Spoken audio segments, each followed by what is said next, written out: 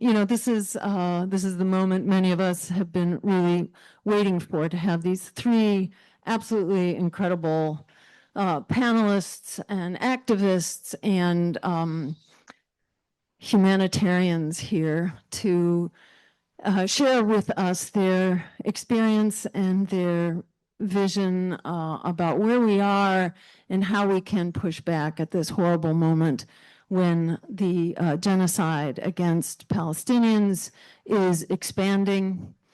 The West Bank, Lebanon, Syria, Iran, and the war against Iran, the criminal and illegal war against Iran, which is not going to be solved unless we can solve the issue of the rampaging and illegal Israeli government, which is terrorizing much of the world right now, and certainly the Middle East.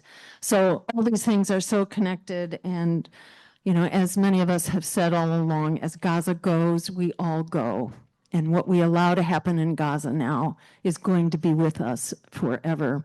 So this is a really important moment as the economy really explodes with the explosion around the Strait of Hormuz.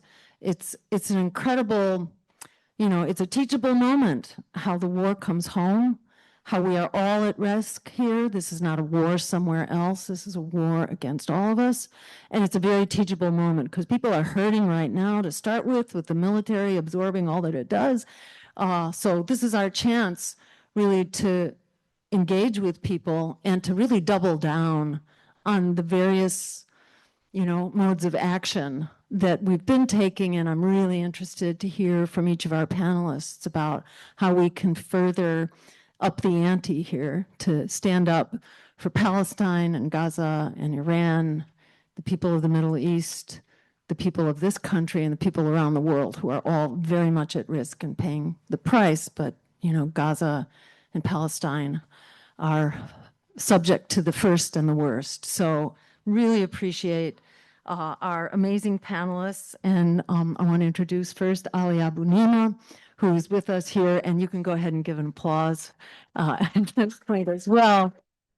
To Ali, I think, who's familiar to all of us for his incredible work as the founder, director, the voice and face of the Electronic Intifada, which has been such a source of wisdom and strength for all of us.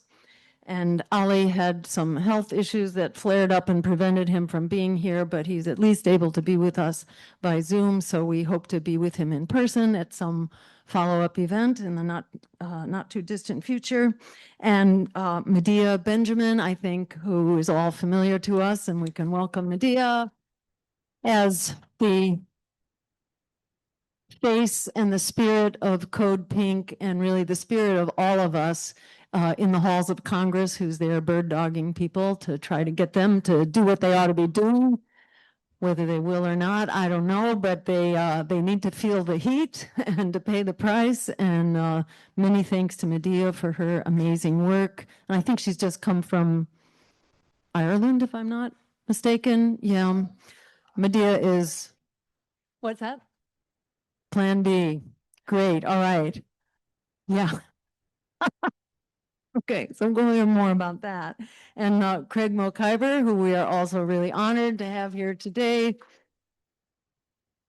whose distinction, or one of whose distinctions, was to serve as the director of the Office of Human Rights at the UN in New York, but whose even greater distinction was to resign from the office and to quit the office for their failure to actually stand up for human rights.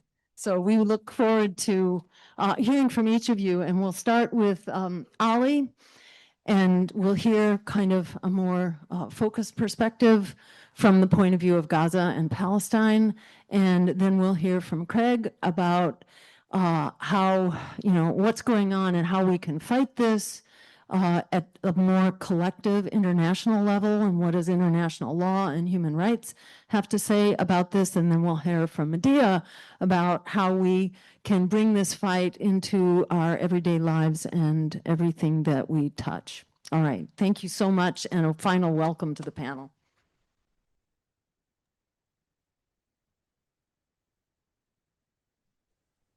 Good afternoon. Craig, wave if you can hear me. Okay, good. That means I know everyone can hear me.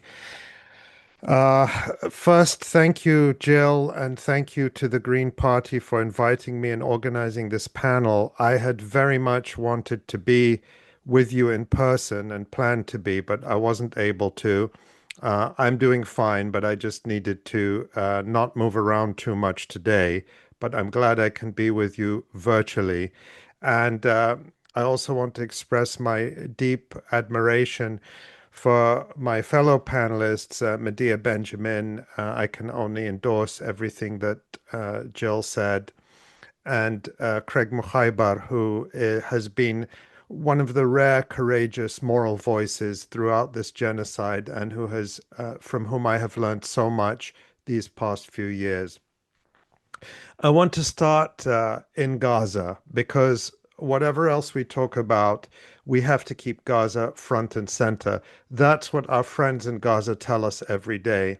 You all know that Gaza's health ministry has counted more than 73,000 Palestinians killed by Israel during this genocide since October 7th, 2023.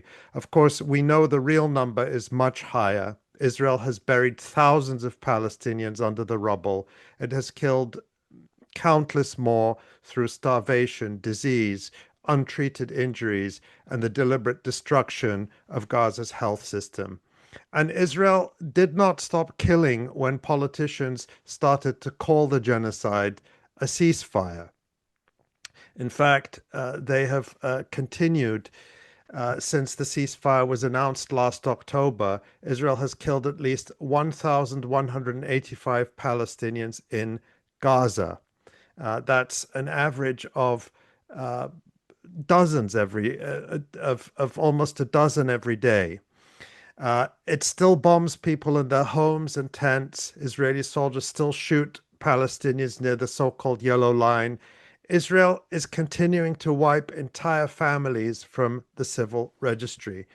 In the last week, an Israeli drone struck the Gaza City home of Firas al-Masri, his wife Salsabil, and their four children, Naim, who was 13, Firial, who was 11, Salma, who was 9, and Amira, who was just 6. The attack set their house on fire, and civil defense crews could hear the family screaming and begging to be pulled out. But because Israel has destroyed so much of Gaza's rescue equipment, the crews could not reach them. All six were burned alive. The fire charred their bodies so badly, the rescuers struggled to identify them. That is just one incident on one day, but these massacres are still happening daily and they barely make the news. That's what we mean when we say this genocide has never stopped.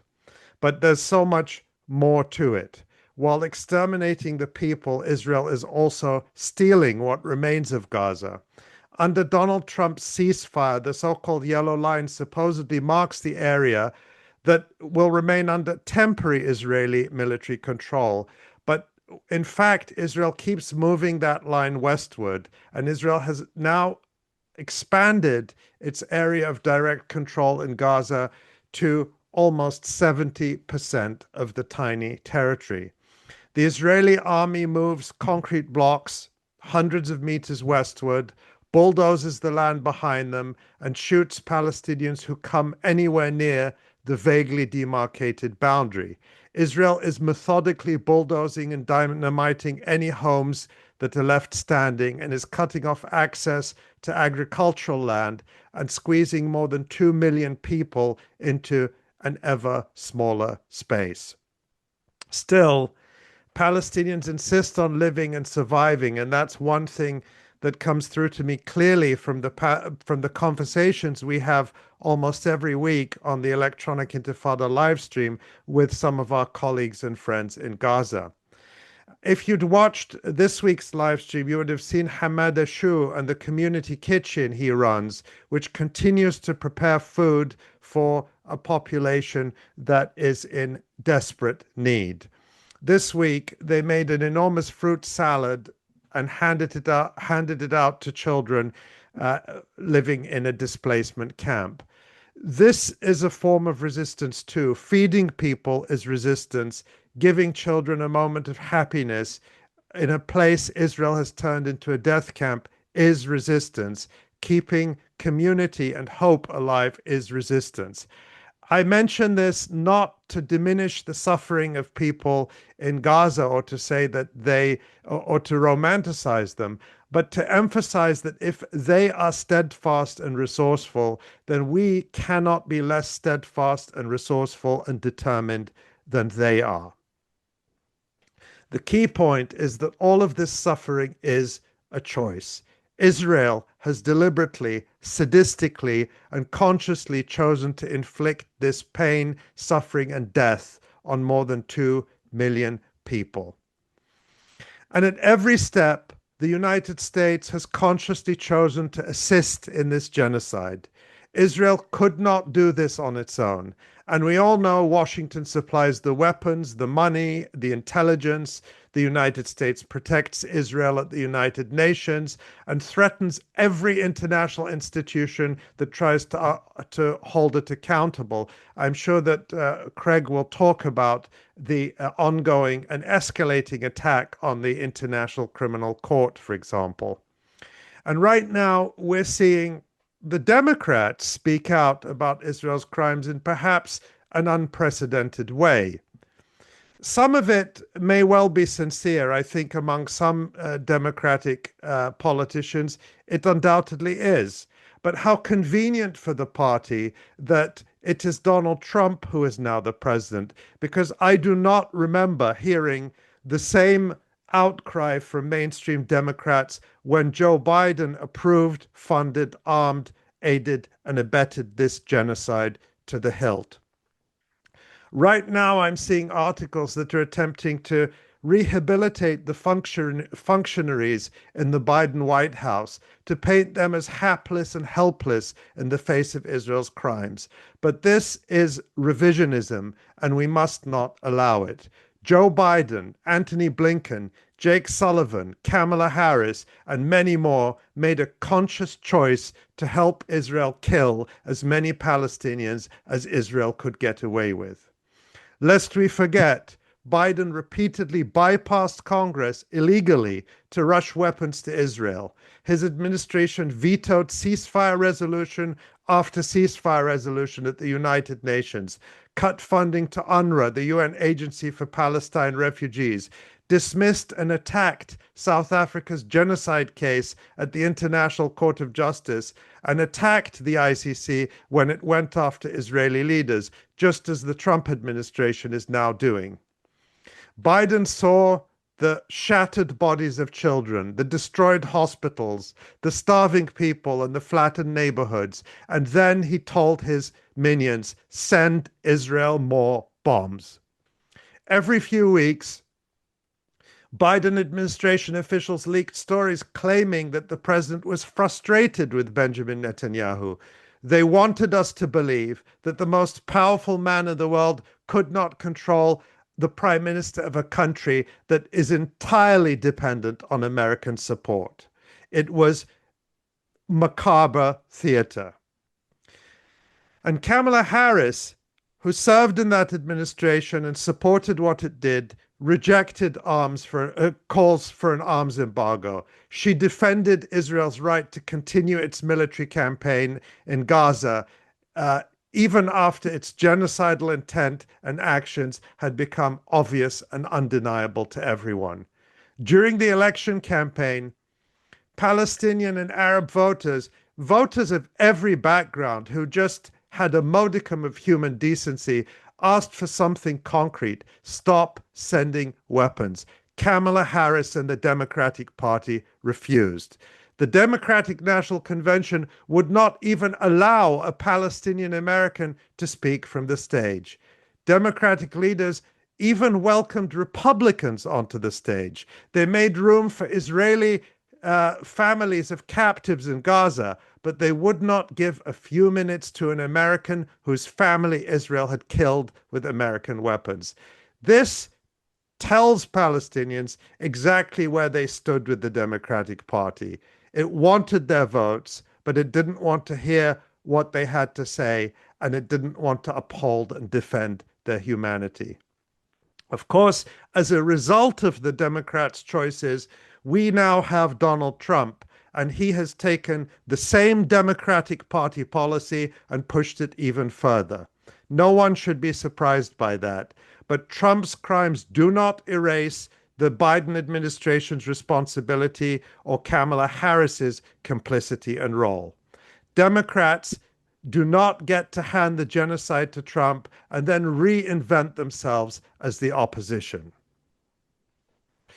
Now, I also want to point out something that concerns me a great deal, and I've researched a lot, is how atrocity propaganda has helped to fuel this genocide and make it possible. From the very first days after October 7th, Israel, its allies, and the Western media flooded the world with horror stories. You'll remember the 40 beheaded babies, the babies baked in ovens, pregnant women cut open, Palestinians fighters carrying out systematic mass rapes. None of it was true. But millions of people heard those lies. Far fewer have heard any corrections. And it was not just people on the right repeating them, but many Democratic Party leaders and, of course, many in the mainstream media. At the Electronic Intifada, we dug deep into these stories and exposed the ways that atrocity propaganda was used to fuel the killing and justify the killing and deflect from the calls from people all over the country and all over the world to stop the slaughter. I keep coming back to the Democratic Party because for me, we would not be here. They could have stopped this genocide and it would never have continued into the Trump era. But they made the choice to continue, and they promoted these lies every bit as enthusiastically as Benjamin Netanyahu and the Israeli military. Joe Biden repeated them personally. Kamala Harris brought Sheryl Sandberg's propaganda film, Screams Before Silence, into the White House and gave the mass rapes hoax the official White House seal of approval. So, once again, Biden, Harris, Israel, and the media, they turned Palestinians into rapists, baby killers, and inhuman savages so that they could sell the extermination of Palestinian families as Israeli self-defense. Their propaganda gave people permission not to care while Israel starved, dismembered, and burned Palestinian children. This wasn't an innocent mistake in the fog of war. This was a conscious choice and a conscious policy. They manufactured consent for a genocide they armed and funded. Now, this genocide isn't restricted to Gaza. As Francesca Albanese has pointed out, she, of course, is the UN Special Rapporteur for Human Rights in the occupied Palestinian territories. What Israel is doing in the West Bank is part of the same genocide, even if it is carried out with different methods. The UN has recorded more than 1,330 settler attacks in 250 Palestinian communities just this year. That is more than 6 settler terror attacks every day. Settlers and soldiers have killed at least 18 Palestinians in those settler attacks and injured almost 1,000. Often the settlers carrying out these pogroms are directly assisted by Israeli soldiers, financed by the United States government. So when we talk about settler violence, and I see many politicians increasingly speaking out about it, we should not imagine by any stretch that this is a few isolated extremists. Israel is conducting an organized campaign of terror through the settlers who act as the advance guard of the Israeli army and the state. Settlers attack Palestinian villages, burn homes and mosques, steal and kill livestock and seize land, and the soldiers, funded by the United States, protect them and shoot Palestinians who try to defend themselves. Just a few days ago, Israeli settlers attacked the village of Al Mughayr near Ramallah in the occupied West Bank. 17-year-old Fadi Hamdallah Al Hassan ran toward the scene after hearing women and girls screaming. Fadi was a member of the Palestinian national football, a youth football team. One of the Israeli attackers shot him in the thigh. Doctors amputated his leg, but they were unable to save him. His mother remembered Fadi as a good student who loved football and who was loved by everyone around him. It's worth mentioning, just in the wake of the World Cup, that the Palestine Football Association, the World Cup, which grotesquely was hosted in the United States should have been the target of a global boycott. But in any case, the Palestinian Football Association says Israel has killed 1,103 Palestinian athletes since October 2023. More than half of them were football players. When Israel kills so many athletes, students, writers, professors, doctors, and journalists, it is clear what the goal is: destroying a society and its future as a whole. That is genocide. Now, I just want to take a couple of minutes to put what is happening in Palestine in a broader context. It's very common in Western media, if you can stomach it, for Israel's attacks on Lebanon and the war against Iran to be discussed as if they are separate issues. But these are all fronts in the same war that the United States and Israel are waging on the region. Israel's goal is clear: to impose itself as the unchallenged military hegemon in the region. It wants the freedom to bomb any country, murder anyone it wants, occupy any land without consequences. That's what Greater Israel means in practice. It's not about drawing lines on a mythical map. Greater Israel is already here in terms of a regional order in which Israel feels it can do whatever it wants because the United States guarantees its impunity. Of course, Israel and the United States label every force that resists this project as terrorism. They bomb and sanction every government that refuses to submit. Iran is in the crosshairs now, as it has been for many decades, because it refuses to accept that order. It has supported Palestinian resistance, while US-backed Arab regimes have normalized relations with Israel, collaborated with it, and abandoned the Palestinian people. Iran has also supported resistance in Lebanon and elsewhere across the region against Israeli occupation and US imperialism. This is Iran's real sin.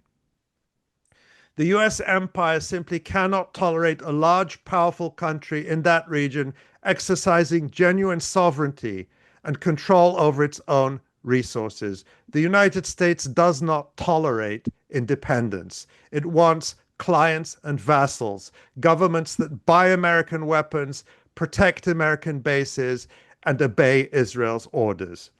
That's why the United States has imposed crushing sanctions on Iran for decades, just as it has used similar tactics against Cuba, Venezuela, Syria, and other countries that failed to fall into line. It's why it has assassinated Iranian leaders, sabotaged the country's infrastructure, and surrounded the country with military bases before launching all-out war. Israel, of course, is also obsessed with destroying Iran. It wants Iran disarmed, broken apart, and plunged into ethnic ethnic and sectarian warfare, just as the United States and Israel successfully engineered in Syria. Or they want it placed under a compliant dictatorship, a return of the bad old days of the Shah. So the attack on Iran, the ongoing war against Iran, is inseparable from the genocide in Gaza. The United States and Israel want to destroy every state, movement, or people capable of obstructing their plans for the region. They want Palestine isolated and defenseless, Lebanon subdued and torn apart, and Iran reduced to another American dependency, or if not that, then a failed state. But people across the region, across the world, understand that the Palestinians, the Lebanese people, Iranians, and anyone else facing occupation and attack have the right to resist. Western governments send weapons to Ukraine and celebrate its resistance. But when Palestinians or Lebanese resist decades of occupation, siege, colonization, and ethnic cleansing, those same governments condemn them. One thing I can say is that Palestinians do not need lectures on nonviolence from governments supplying Israel with F-35s and 2,000-pound bombs. And people all around the world see this too. It's why Israel has lost so much support around the world. The Pew Research Center recently surveyed people in 36 countries. Majorities in most of them, large majorities, now have a strongly unfavorable view of Israel, and that trend is accelerating. In the United States, 60% of people now view Israel unfavorably. In 2022, that number was just 42%. Only 16% of Democrats and Democratic-leaning voters have a favorable view of Israel. Among Americans under 30, that figure is just 18%. Young Americans now view the Palestinian people and their struggle far more favorably than they view Israel. These are extraordinary sea changes in my lifetime. For decades, Israel successfully presented itself as the victim, the democracy, the brave little country defending itself against unreasoning, wild-eyed terrorists and savages. The genocide in Gaza has destroyed that fake image, even if our politicians still do their best to try to shore it up. But no amount of pinkwashing and greenwashing propaganda or celebrity endorsements can cover up the reality that we've all seen live streamed on our phones for almost 3 years. Israeli soldiers film themselves destroying Palestinian homes and mosques and hospitals, and then putting on the lingerie of Palestinian women they have ethnically cleansed or murdered. Utterly depraved stuff we've all seen. Israelis demonstrate in support of soldiers accused fucking sound of horrifying gang rapes of Palestinians. Oh, God damn it. Through and through, they demonstrate to block food and medicine getting into Gaza. Israeli politicians openly call for expulsion and extermination and only gain more popularity in the process. With few exceptions, Israel is a genocidal society. Israel's problem, this won't be news to you, is not bad public relations. Israel's problem is not one man, Benjamin Netanyahu, as some Democrats would have us believe. Israel's problem is its nature as a genocidal settler colonial project rooted in European nationalism and racism, whose goal from its very start has been to take all the land of the Palestinians and get rid of the people. As Israel's legitimacy drains away, Israel and its allies are turning up their repression. Across Europe, they ban demonstrations and arrest activists and charge them with speech crimes.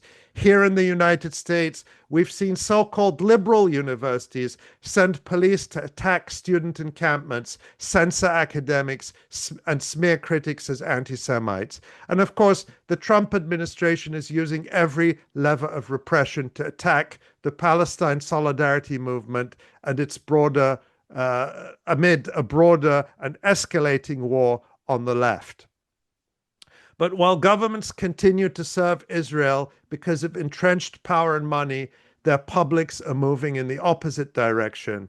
And that gap is where our efforts are making the difference. Here in the United States, Our job is to end American support for Israel. That means an arms embargo, sanctions, and boycott. It means defending students, workers, and activists whom universities, employers, and governments punish for speaking out. It means making support for Israel a political liability everywhere, in Congress, in city councils, in unions, in churches, in mosques, where unfortunately you can find it, in synagogues and on campuses. All of us can be united against this genocide, regardless of our background. Over recent months at the Electronic Intifada, we've reported on incredibly successful initiatives, including in Michigan and Illinois, which have resulted in state bodies divesting millions from Israel bonds and weapons manufacturers. Some of these campaigns have gone on quietly behind the scenes, but they have met with enormous success. There are other such campaigns across the country, and they all need our support. This is a moment for us to take the example of people in Gaza, to remain steadfast and strong, to escalate through all the means that are at our disposal, our solidarity and our resistance to this broken and devastating world order, and to replace it with something worthy of the struggles that people have sacrificed so much more. Thank so much for. Thank you.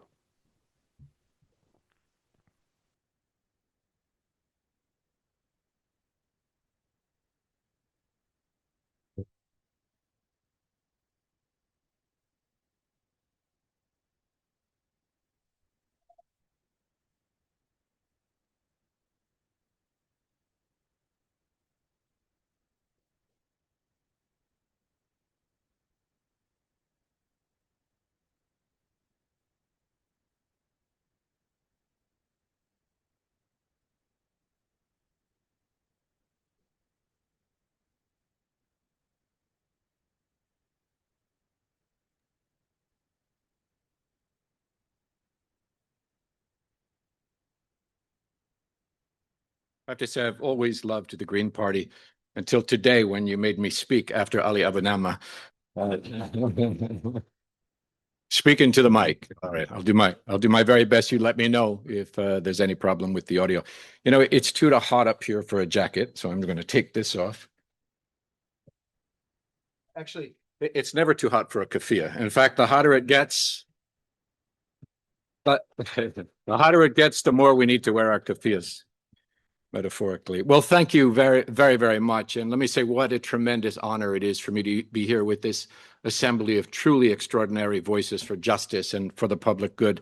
I really don't take for granted these days the courage that it takes at this moment in history in particular, when powerful forces, not least the US government, are systematically attacking all who dare to challenge the empire's lawless tyranny, and all who dare to stand for truth when the truth is criminalized, and for justice when injustice is made the official orthodoxy.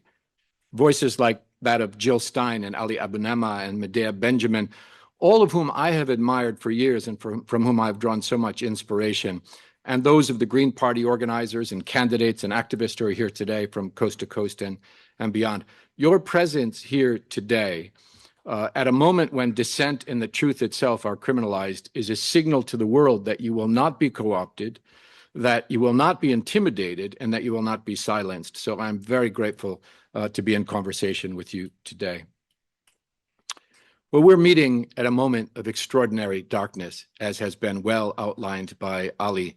From Khan Yunis to Beirut, from Tehran to Havana, from the Mediterranean Sea to the Caribbean, and from New York to Los Angeles, there is a cloud descending on humanity.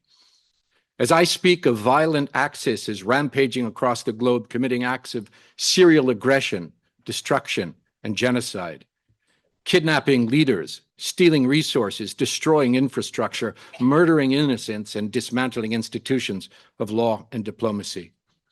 The two highest crimes in international law, aggression and genocide, perpetrated in broad daylight, day after day, month after month, year after year, over and over again, while the perpetrators boast of their crimes and arrogantly dare us to try to stop them. This is the U.S.-Israel axis, a marriage made in hell, merging the arrogant lawlessness of U.S. imperialism with the violent racism of Israeli Zionism, and the latest technologies of surveillance and murder with seemingly limitless impunity. And mark my words, if we do not confront it and stop it, that hell is coming to the doorstep of each and every one of us.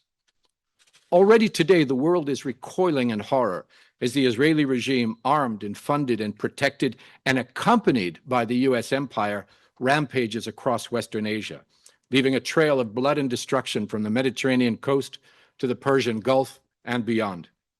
As it perpetrates genocide in Palestine, aggression, war crimes, and crimes against humanity in Lebanon, in Syria, in Yemen, in Iran, and beyond.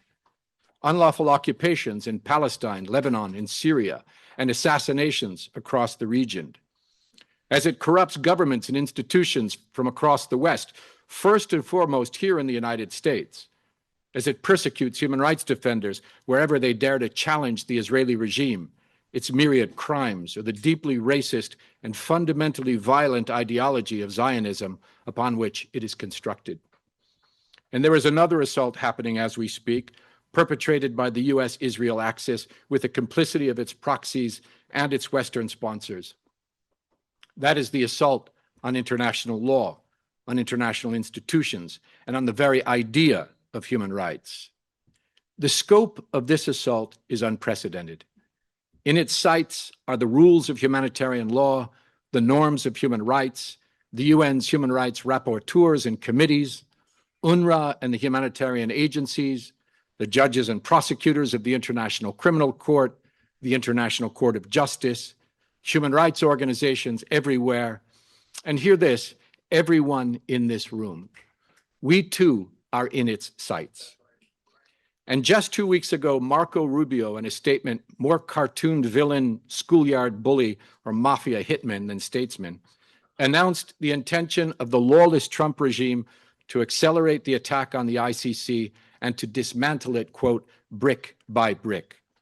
A duly constituted international court openly targeted to protect a genocidal regime. This is the sound of open criminality, and it is the sound of impunity. But it is foremost a warning that the beast cannot be appeased. It must be confronted and defeated.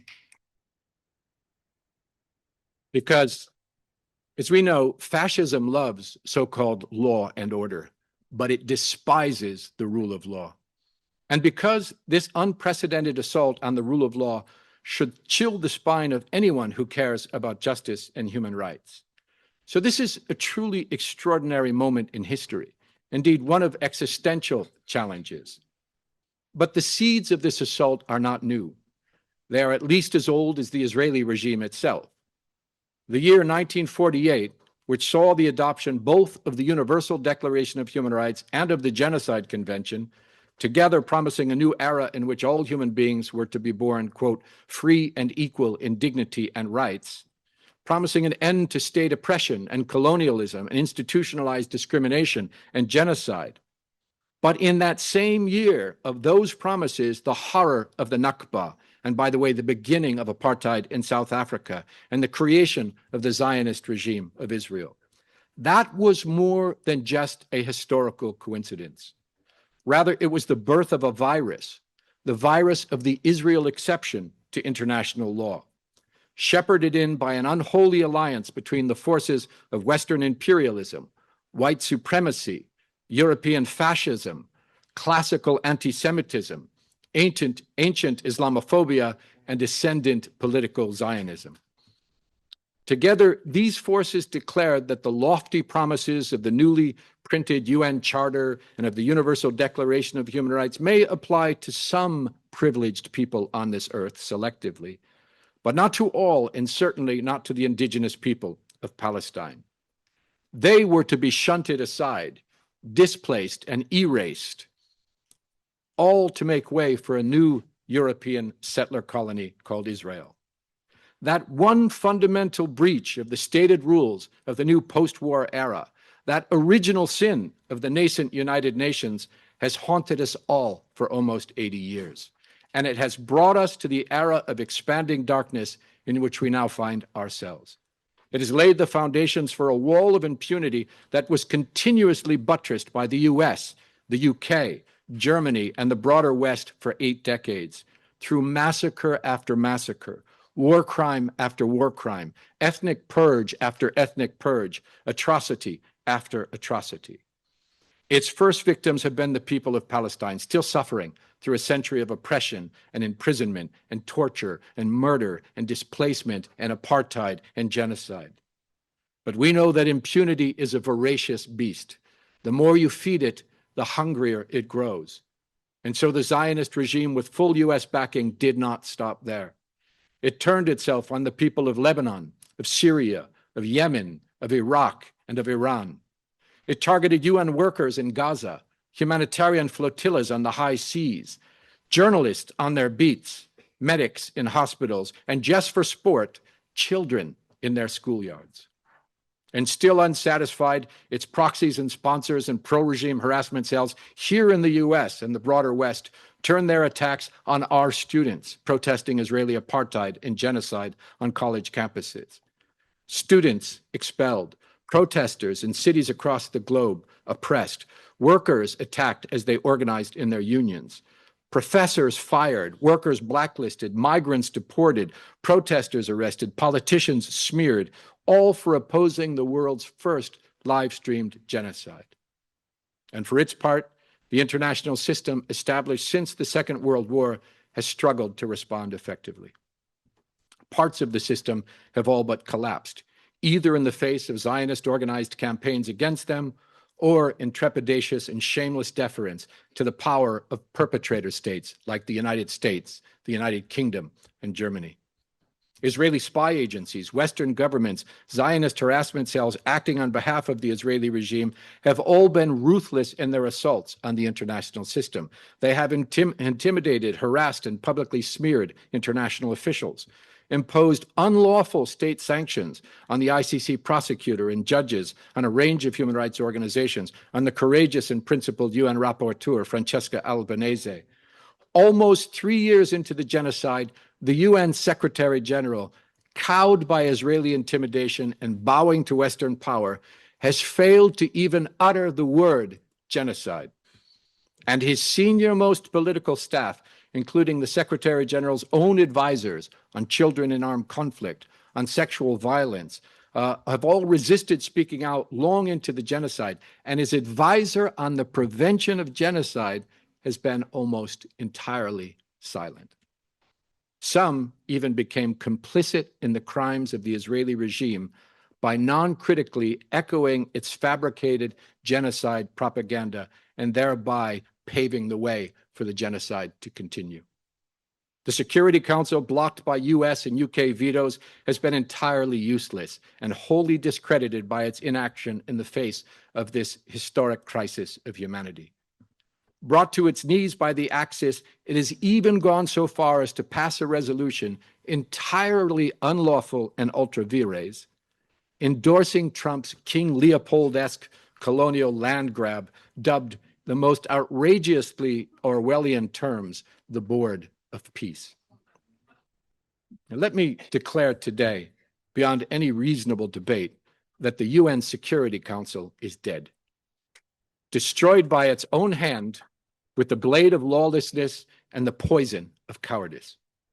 And the UN General Assembly, despite some important initiatives codifying the orders of the ICJ and finding the Israeli occupation entirely unlawful, has itself failed to use all of the powers available to it under the Uniting for Peace mechanism to circumvent the US veto and to isolate the Israeli regime, declare sanctions and an embargo against the regime, to reject its UN credentials, to establish an international criminal tribunal to hold it accountable, or even to reactivate the UN's anti-apartheid mechanisms to address Israeli apartheid. We must demand that it acts urgently to do all of this and more.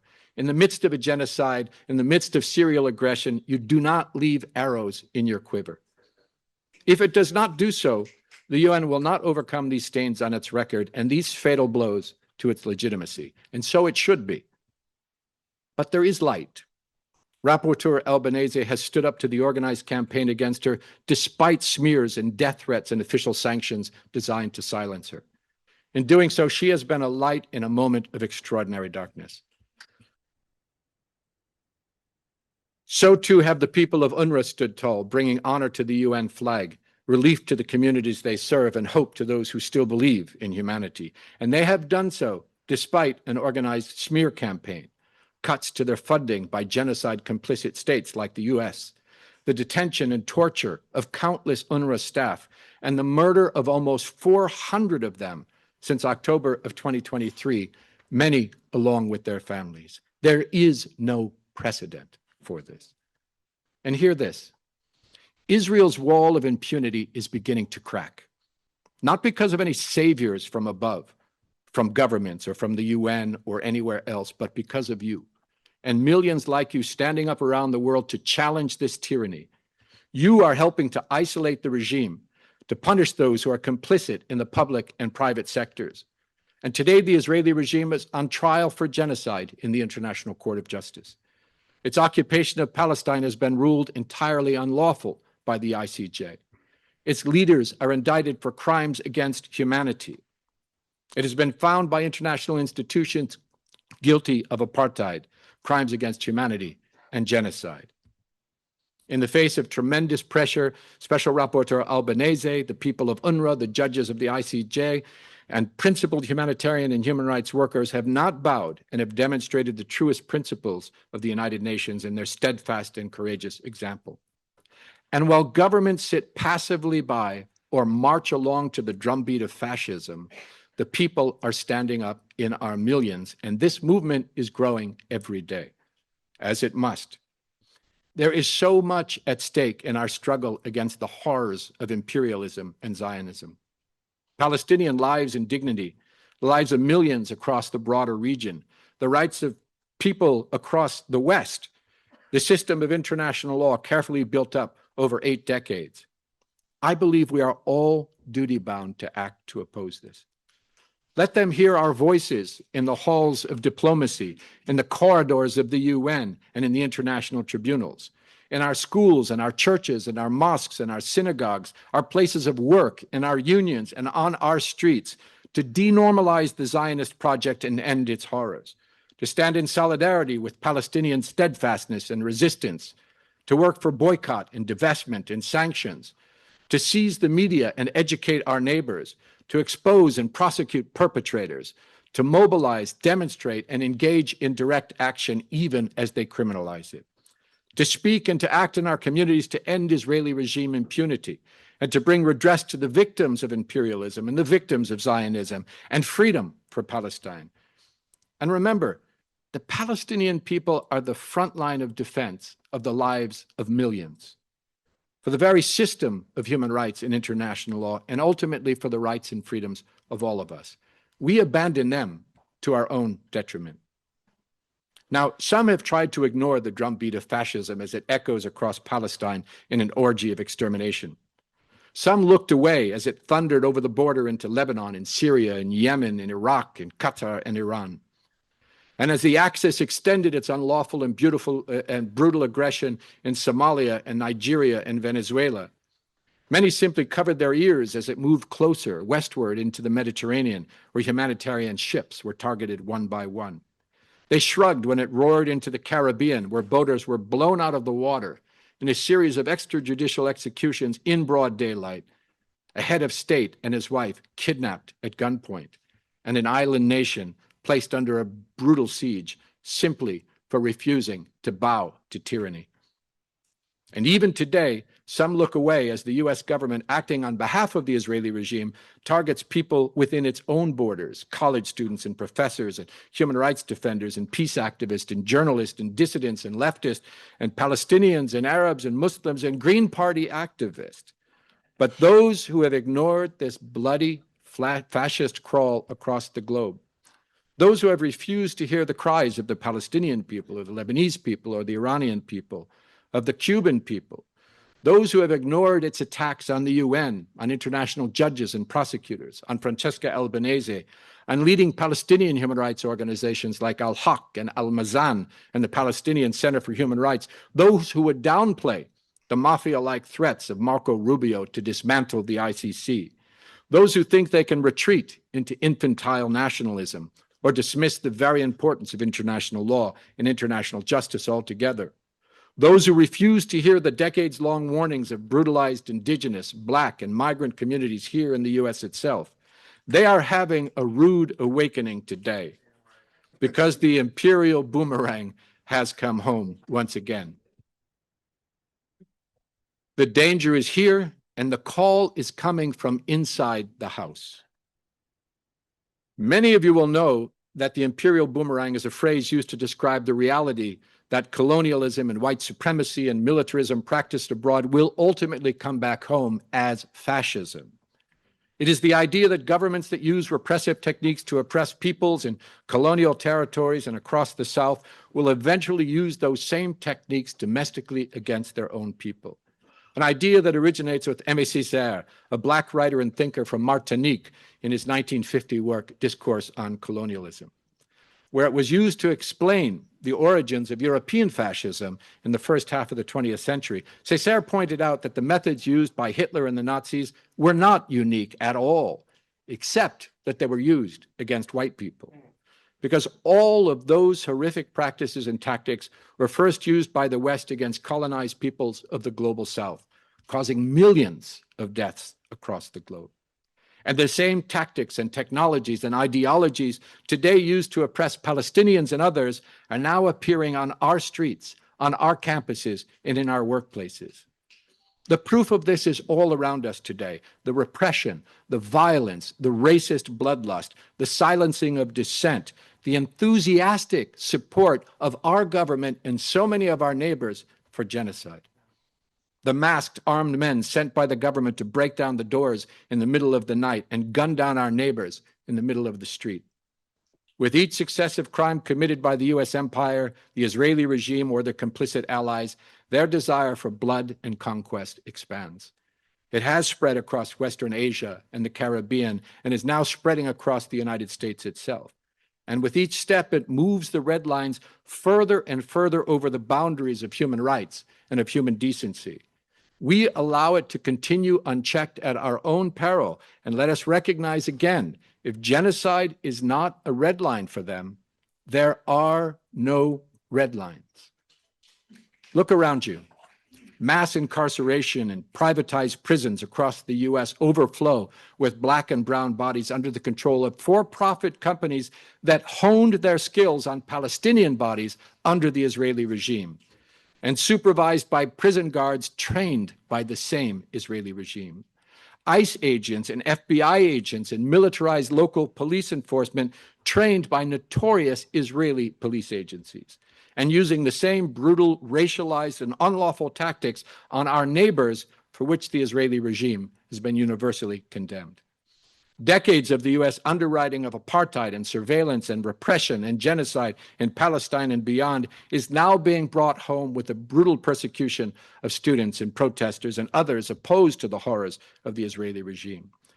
With distortion of U.S. legislation by Israel and its U.S. government adjacent proxies, and the official adoption of the IHRA definition designed to silence dissent about Israel. The full suspension of the First Amendment of the U.S. Constitution on behalf of the regime, the criminalization of speech that is critical of the regime, the proscribing of BDS despite constitutional guarantees, and especially by the corruption of U.S. law enforcement with a constant flow of Israeli weapons and equipment and surveillance technology and intelligence and training and influence via Israel regime proxies here in the U.S. Technology notorious for its brutal and abusive use on Palestinians. Militarized tactics that have been universally condemned. Tactics not designed for civilian protection or law enforcement, but for killing and maiming. Israel's so-called counterterrorism tactics, surveillance, brutal crowd control techniques, racial profiling, and intrusive intelligence gathering, mass surveillance and data extraction technology from Israeli companies like Celebrite and Paragon Solutions to access our data. All of that should terrify every person in this country. But the Israeli regime is exporting more than just weapons and technology and tactics through its cooperation with these police agencies. And by the way, for ICE agents and Cop City outside of Atlanta and beyond.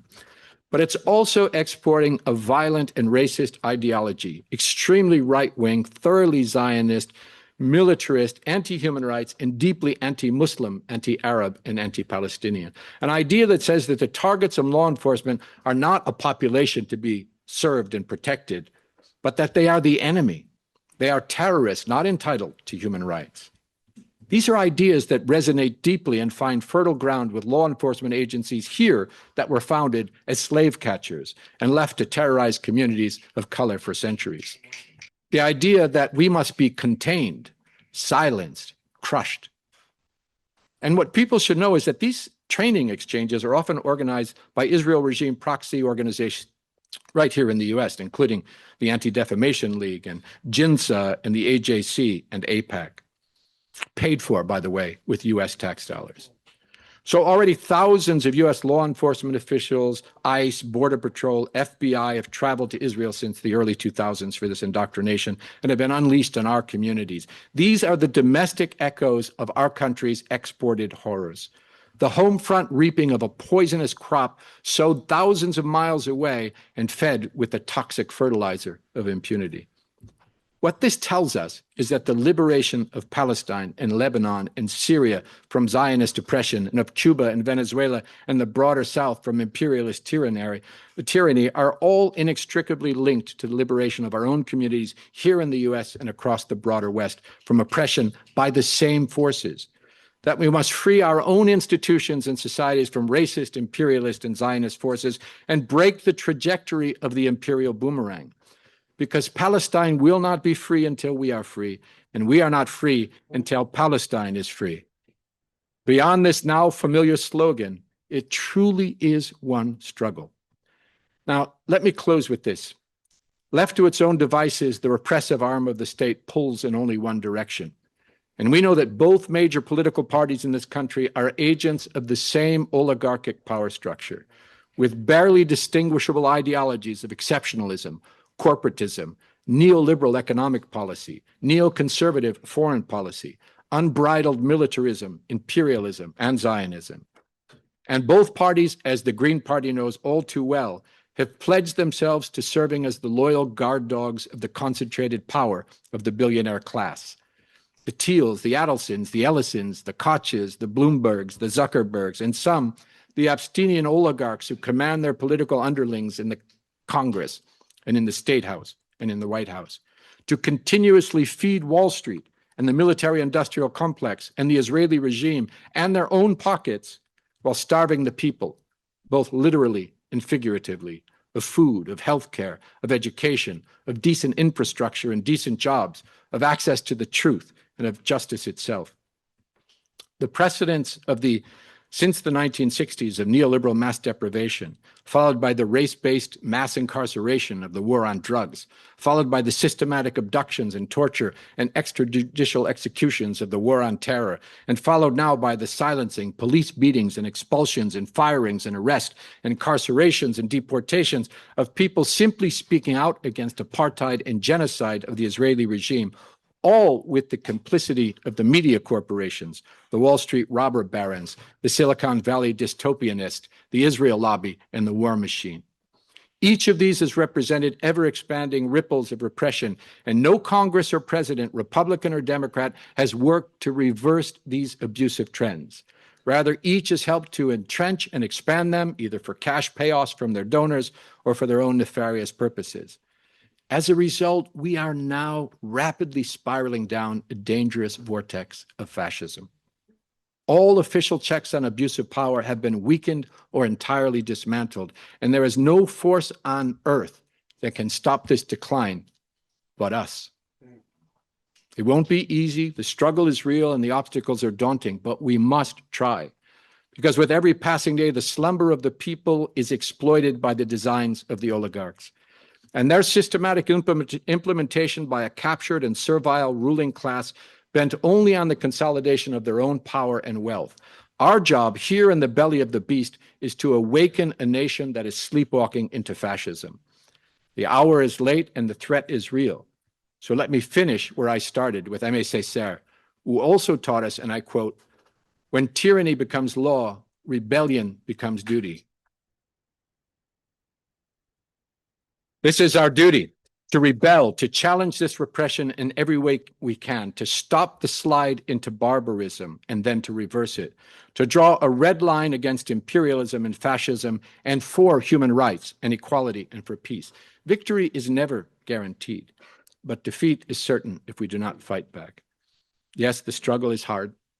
The night is dark, but I am not here with a message of despair today. Because I know something that Trump and Biden and Netanyahu and Smotrich and the fascists and the Zionists and the oligarchs and the corporations and the lobbies don't know.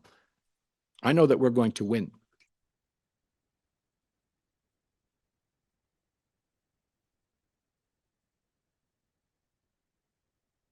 Because they may have the corrupt governments and the surveillance software and the guns and the drones, but we have something more powerful. We have justice on our side and we have the people. We have the people. People like you see here today rising up in record numbers from Buffalo to Minneapolis, from New York to London, from Rafah to Beirut, and from Johannesburg to Sana'a, despite the persecution, the repression, the threats, and the smears. We are here, and we will not be silenced. We will tear down the curtain that they have put up to obscure their historic crimes. We will stand in solidarity with those that they seek to destroy. We will demonstrate and speak out and educate our neighbors and support BDS and prosecutions and direct action and civil disobedience. We will expose their propaganda, vote them out, break their bottom lines. We will shame them and we will work to hold them accountable. We will declare to the world that their crimes are not in our name and that all this must end. So today, in our communities, on our streets, we are saying no more. No more repression here at home. No more persecution of our neighbors based on their migration status, their race or gender or religion or political opinion or sexuality or gender identity. No more war on Iran or Venezuela or Cuba or Yemen or any of our sister brothers elsewhere in the world. No more colonialism or apartheid or genocide in Palestine. No more imperialism abroad. No more fascism at home. Together, we will free our communities, we will stop imperial wars, and we will see a free Palestine in our lifetime. And we will not relent until it is so. Thank you.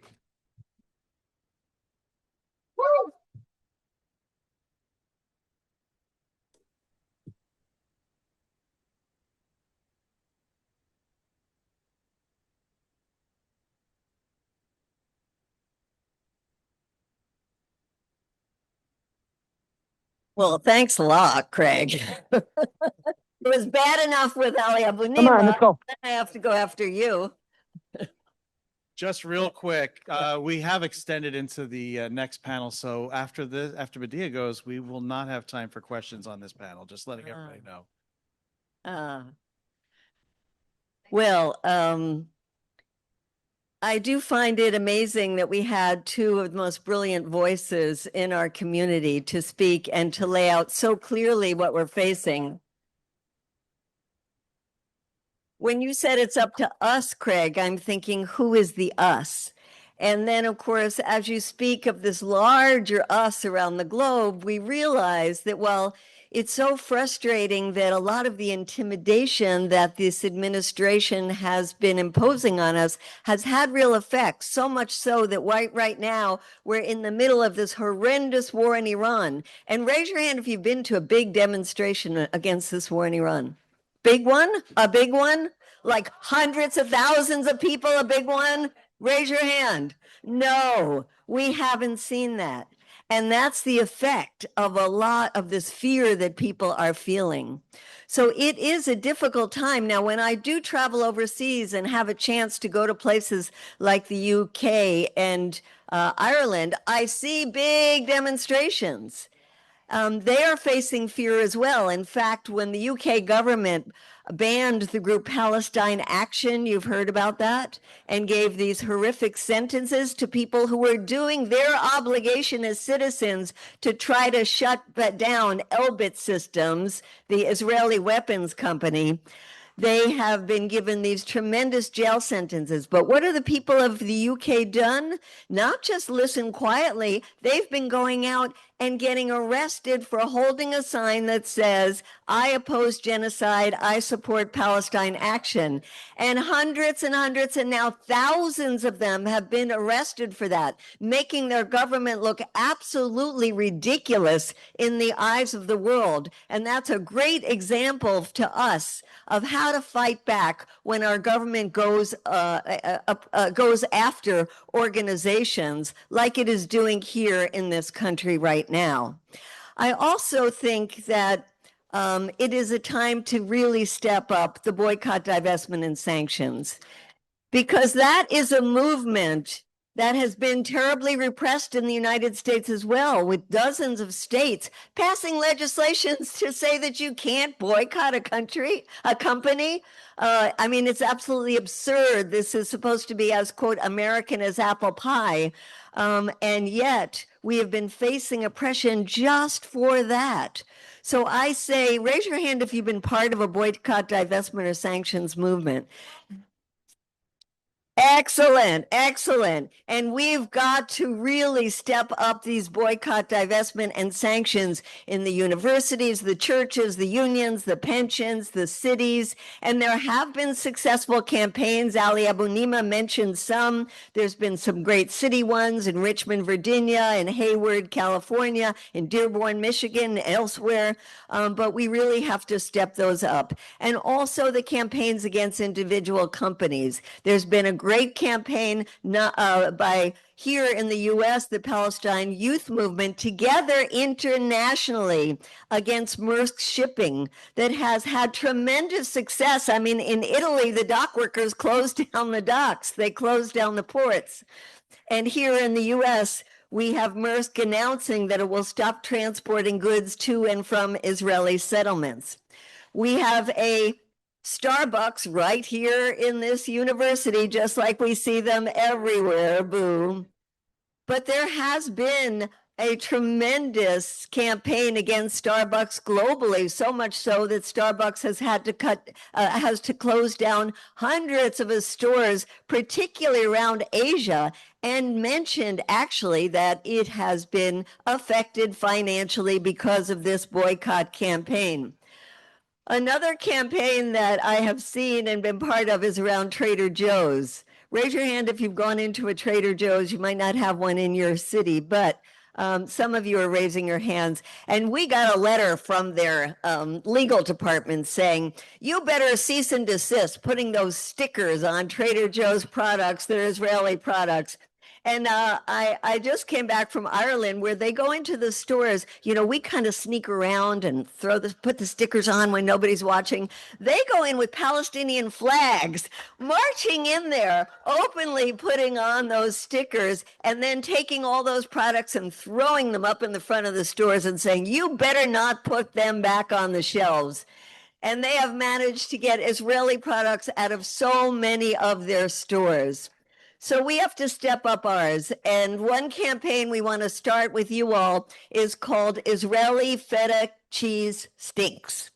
And I think that we can go into the stores wherever they're selling them, buy them, open them up, and smell them.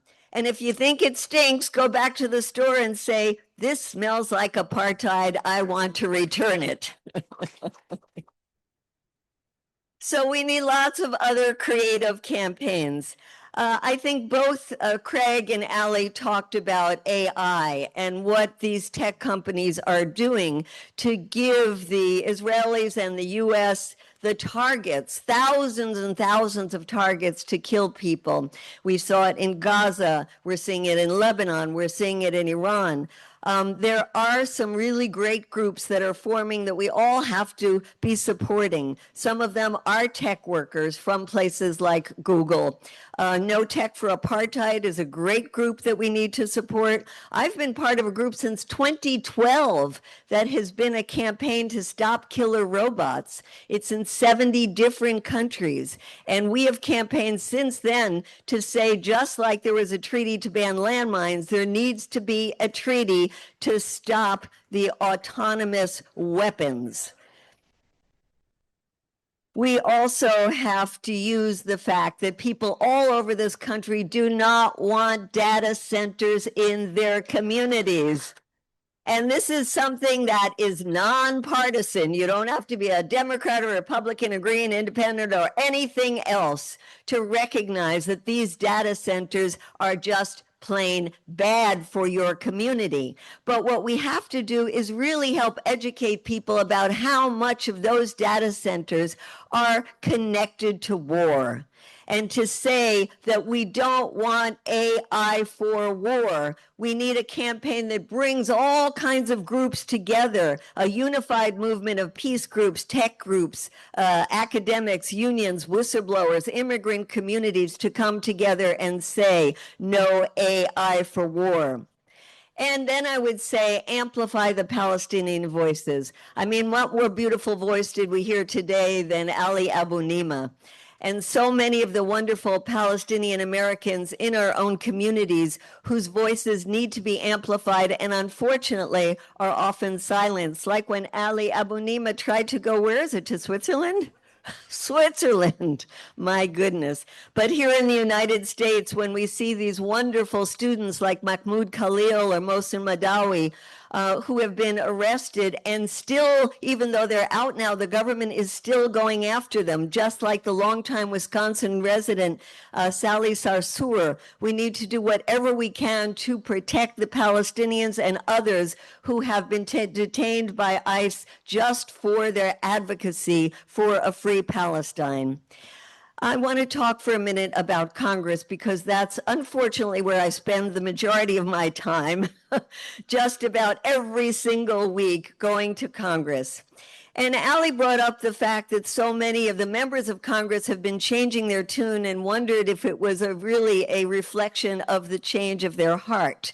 I think for some of them it actually is, because they have been seeing what's been happening just like us. But for many of them, it's also because of our work. It's the pressure campaigns. And I was just absolutely floored when I saw the vote for Tom Massey's bill to cut $3.3 billion from Israel, to see that the Democratic whip Catherine Clark voted for that, to see that the former speaker, pro-Israel hawk Nancy Pelosi voted for it, to see that the Democratic head of the Armed Services Committee in the House, Adam Smith, voted for it. It's thanks to the work that we all have been doing to put pressure on them, because they are caught in this bind, just like the Republicans are caught in the bind. Of course, their bind is, do they keep on the coattails of Donald Trump, or do they look at the public opinions and see which way the constituents are thinking?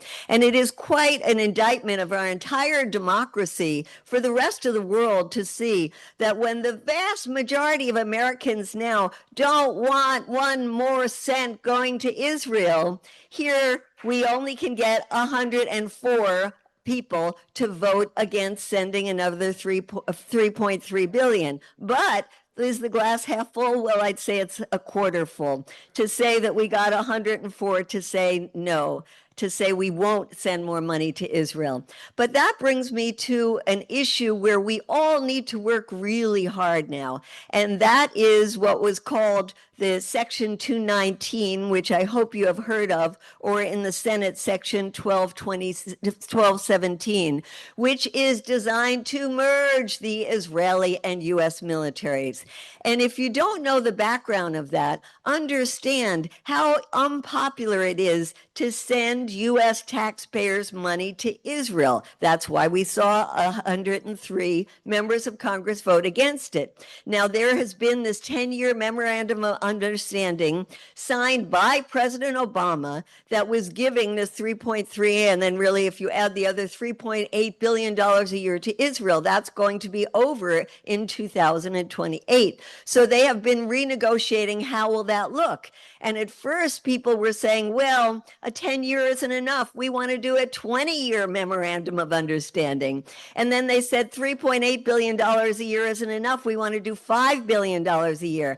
And then they said, uh-oh, this will never pass through Congress because there's too much public opposition. And so we better find another way. And that's when Netanyahu himself came up with this other way and said, why are we fighting about $3.3 billion or $5 billion when we can get access to hundreds of billions of dollars if we merge these two militaries together? Because we know there's going to be at least $1.15 trillion Pentagon budget. Think of all the money available if we have joint research, if we have joint production of the military facilities as well as the intelligence ones.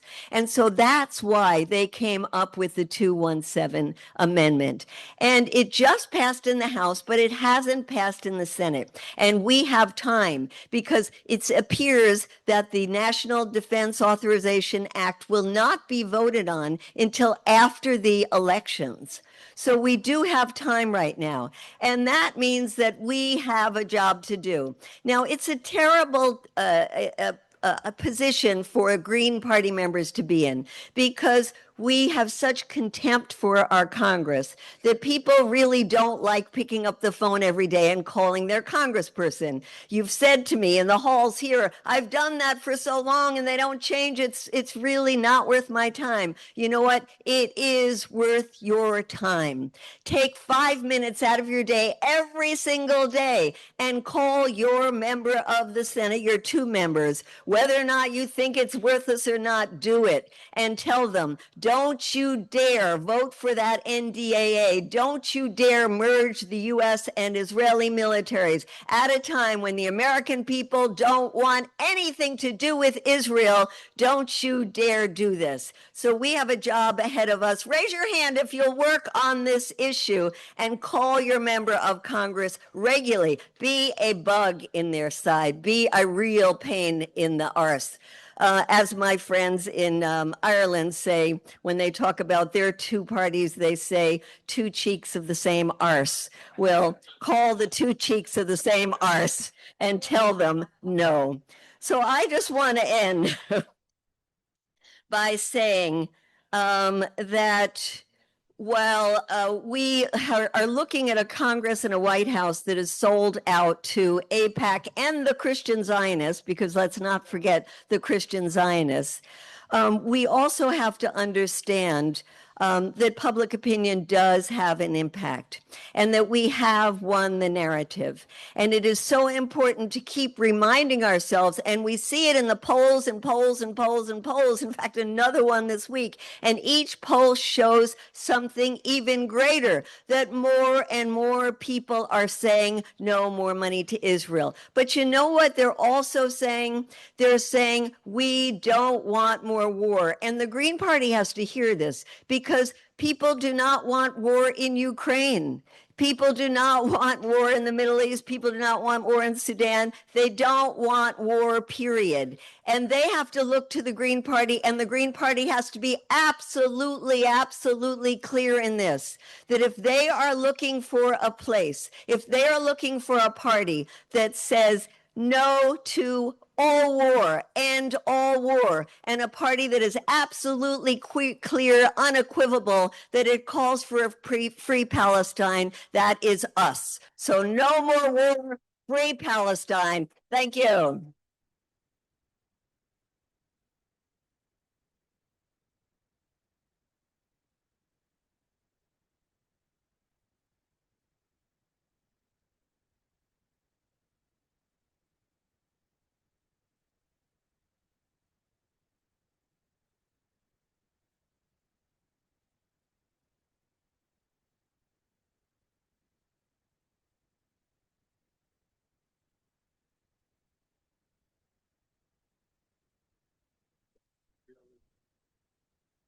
Oh, yes. Oh, thank you. Terrific panel. And we know we're running late and have another terrific panel, but we're just going to give 5 minutes to one of our elected Greens and re-elected Greens, Peter Schwartzman, the mayor of Galesburg, Illinois.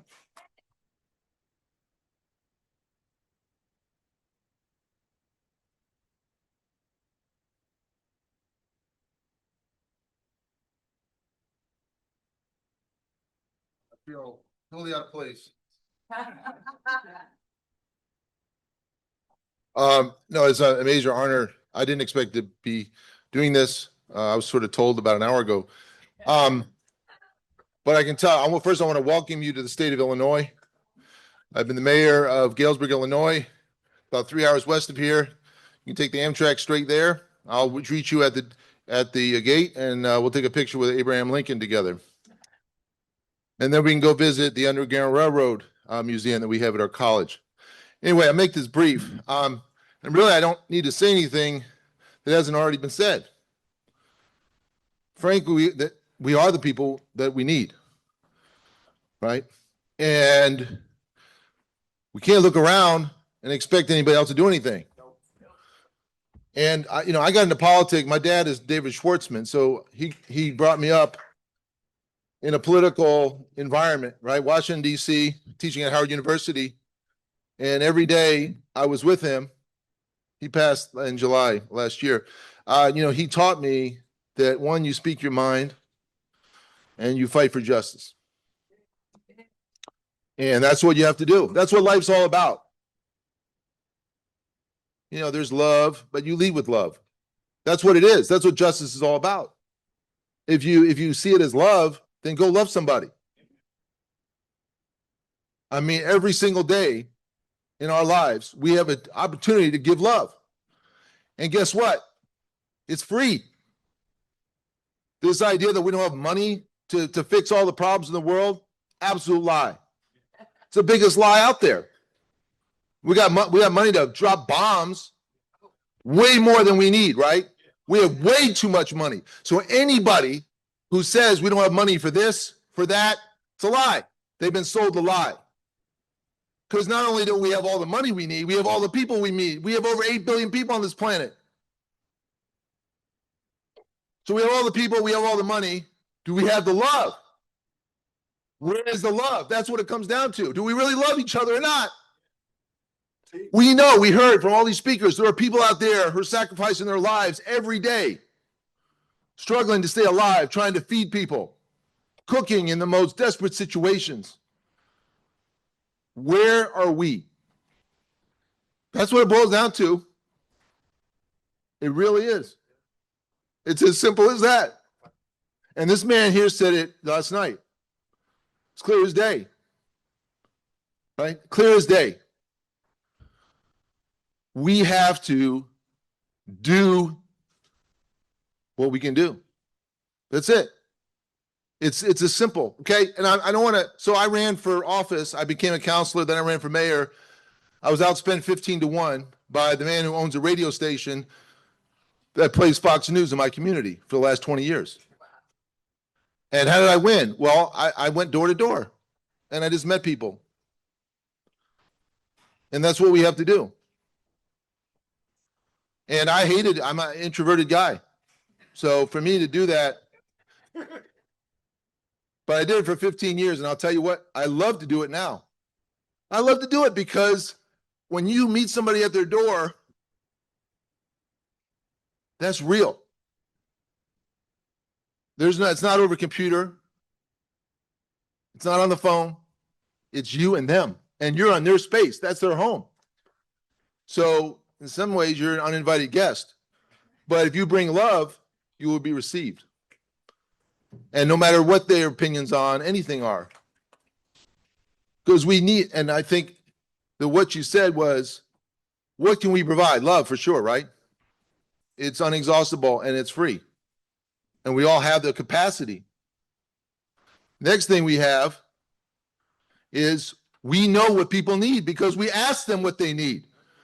And we can't bring food to people. We can't bring mental health care through love, through appreciation by listening, an ear. We have what we need to survive. We don't need all this other crap. Really don't. So I'm not saying anything hasn't been said. You guys are beautiful. It means a lot for you to be here in the state of Illinois, my home for the last 28 years. And I love you all, and let's keep it going.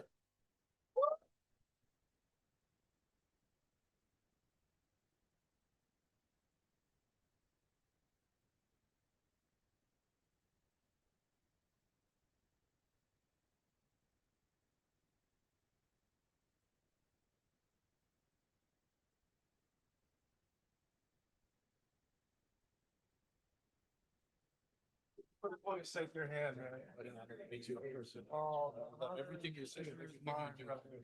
No, I mean, thank you for the good work as well, and yeah, for fighting the good fight and for your uncompromising moral clarity at all times. I deeply appreciate it, brother. Great, Jason Paul, still campaign manager. Just a pleasure to have you here. Oh, it's my pleasure. To be with all of you.